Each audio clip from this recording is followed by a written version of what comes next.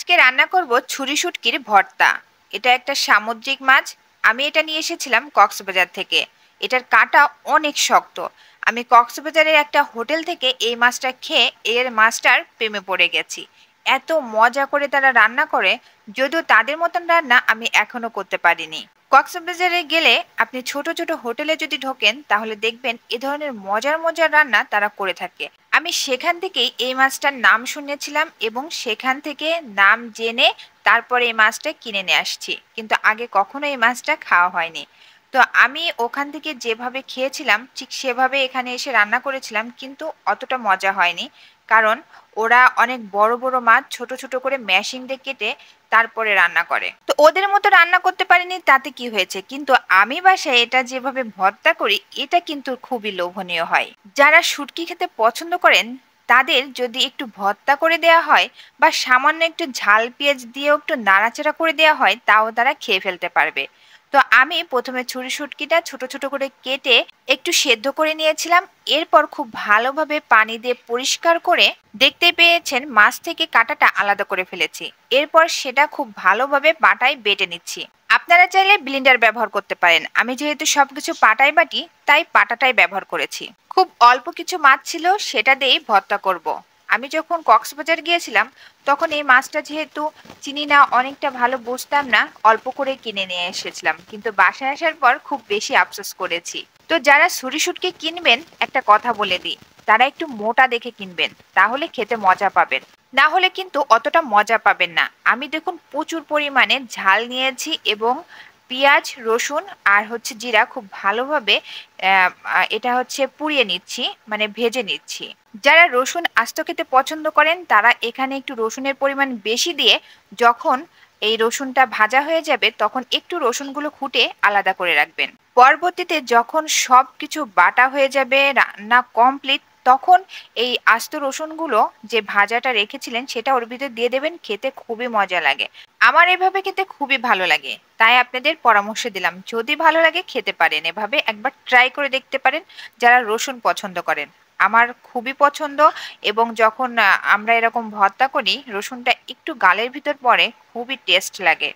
আমি ঝাল পেঁয়াজগুলো যেগুলো ভেজেছিলাম বেটে ফেলেছি এবং আমি যেই মাছটা বেটেছিলাম সেটাও দিয়েছি। এখন কড়াইতে দিলাম হালকা তেল এবং সেই মশলা একটু নিয়েছি অল্প করে, আর হচ্ছে মাছটা বাটা মাছটা সেটাও নিয়েছি। এখন খুব ভালোভাবে নাড়াচাড়া করব এবং যেগুলো প্রয়োজন লবণ হলুদ শুকনো ঝালের গুঁড়া দিতে পারেন। যদি একটু ঝাল বেশি খান তাহলে এরপরও ঝাল বেশি দিতে পারেন। তো আমার আসলে একেবারে ঝাল ঝাল খেতে ইচ্ছা করতেছিল, তাই আমি একটু ঝালের পরিমাণটা বেশি দিয়েছি। তো মশলাগুলো আপনাদের পছন্দ মতন নিয়ে নেবেন। আমি আমার পছন্দ মতনই নিয়ে নিয়েছি, আসলে এখানে বলার কিছু নাই। তো এটা খুব ভালোভাবে মশলা করে নেবেন, একটু ভাজা ভাজা করে ফেলবেন আর হালকা একটু তেলটা বেশি দেবেন, দিয়ে তারপরে এটা ভাজা ভাজা করবেন। তো তার আগে আমি একটু কষাই করে নিচ্ছি হালকা, যাতে পুরো মশলাটা একটার সাথে একটা খুব ভালোভাবে মিশে যায়, তাই হালকা একটু পানি দিয়েছি এবং খুব ভালোভাবে এখন নাড়াচাড়া করে দেব। আমি কিন্তু একসময় একদমই শুটকি খেতাম না, কিন্তু বয়সের সাথে সাথে কেন জানি এটা পছন্দ হয়ে গিয়েছে। আসলে বয়স বাড়লে রুচির পরিবর্তন হয়, এটাই বাস্তব কথা। আমি যে মশলাটা বেটেছিলাম তার অর্ধেক দিয়েছিলাম আর অর্ধেক উঠিয়ে রেখেছিলাম, সেই অর্ধেকই আমি এখন এর ভিতর আবার দিয়ে দিচ্ছি। এটা শেষের দিকে দিলে ভালো একটা ঘ্রাণও বেরোয়, টেস্টও লাগে। আজ সকাল থেকেই কিছু খেতে ইচ্ছা করতেছিল না, আর মনে হচ্ছিল এমন কিছু খাই খুব বেশি ঝাল হবে তবে খেতে খুব মজা হবে। তো রান্নাঘরে এসে দেখলাম যে কিছু ছুরি শুটকি রয়ে গিয়েছে, যেগুলো নষ্ট হয়ে যাবে। কারণ এখন একটু হালকা বৃষ্টি পড়তেছে, বারবার রোদে না দিলে শুটকি নষ্ট হয়ে যায়। তো ভাবলাম রেখে না দিয়ে খেয়েই ফেলি। তো যেই চিন্তা সেই কাজ, অলরেডি শুরু করে দিয়েছি রান্না করা। তো ভাবলাম আপনাদের সাথে একটু শেয়ারও করি।